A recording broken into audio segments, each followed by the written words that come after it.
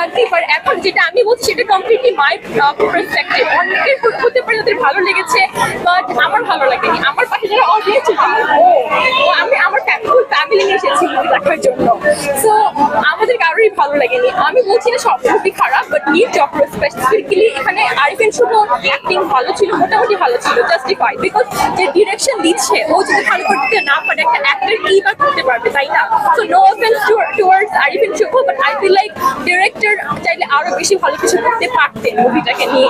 আমি যে এক্সপেকটেশন নিয়ে এসেছিলাম ওই এক্সপেকটেশনটা ফুললি কমপ্লিট হয়নি, মানে ফুলফিল হয়নি। That's all. কোন কোন সিনগুলি আসলে পরিবর্তন করলে আপনি মনে করছেন যে ভালো হবে?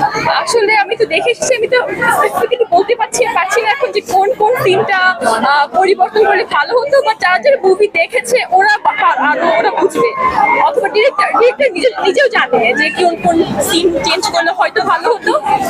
এত কষ্ট করে টিকিট